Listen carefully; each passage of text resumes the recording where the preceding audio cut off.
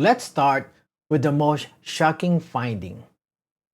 Apple and Google's YouTube cannot tell us how many reports of child sexual abuse they receive on their services. Think about that for a moment. These companies process billions of interaction daily, yet they're not even counting when users report the most serious crimes against children. This isn't about technical complexity. This is about the basic accountability. When eSafety Australia issued legally binding transparency notice to 8 major tech companies, requiring them to report on their child safety measure every 6 months, the result painted a picture of systematic negligence. Here's what the data shows. None of these companies use detection tools for live stream abuse across all their service.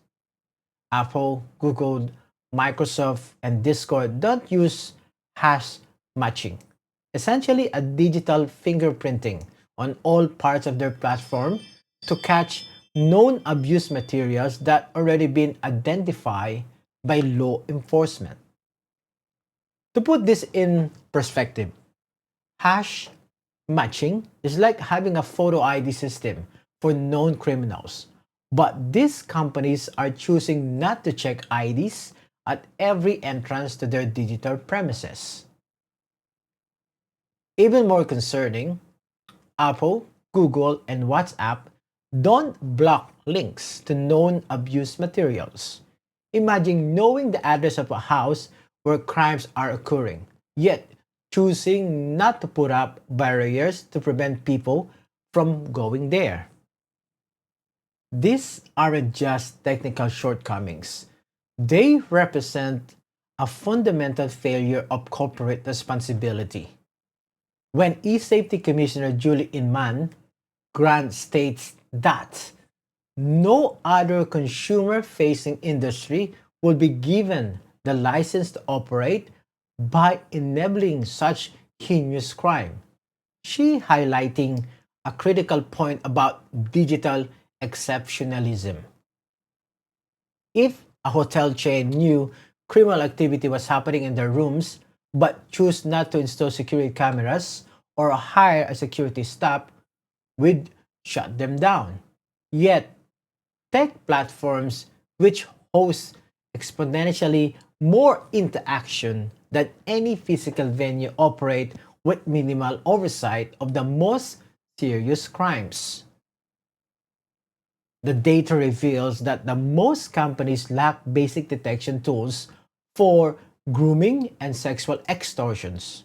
This means predators can operate with relative impunity, using sophisticated platforms to target vulnerable children while the companies providing those platforms remain willfully blind to the activity.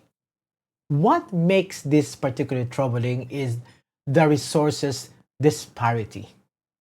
These are companies with market valuation in trillions, artificial intelligence capabilities that can recognize a face in milliseconds, a technical expertise that span every aspect of digital innovation.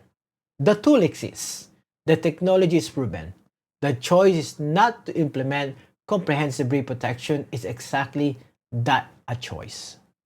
From a strategic perspective, this creates significant regulatory and reputational risk. Australia's approach, mandatory transparency with legal enforcement, is becoming the global standard. The European Union Digital Services Act and similar legislation worldwide are creating a regulatory environment where ignorance is no longer a viable business strategy. The companies that adapt quickly show it possible. Discord, Microsoft, and WhatsApp increased their hash matching capability. Snap and Microsoft implemented new detection tools on specific platforms. This improvement provide to the technology isn't the barrier. its commitment is. Forward thinking companies understand that proactive child safety isn't just a moral imperative, it's a competitive advantage in an increasingly regulated digital landscape.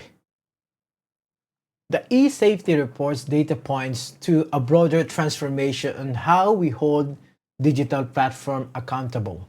Australia's periodic transparency notice, required reports every 6 months for 2 years, represent a new model for regulatory oversight the other jurisdiction will likely adopt.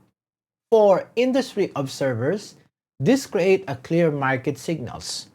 Companies that continue to lag in implementing basic safety measures face increasingly regulatory pressures, potentially financial penalties as well, and damage to their reputation. Conversely, platforms that demonstrate genuine commitment to child safety will likely benefit from regulatory favor and user trust. The next report, due to early 2026, will be crucial. It will show whether legal pressure can succeed where the voluntary compliance failed.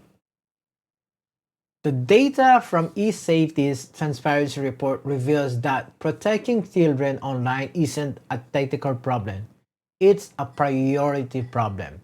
The world's most sophisticated companies have chosen not to implement readily available solutions to prevent the most serious crimes against children.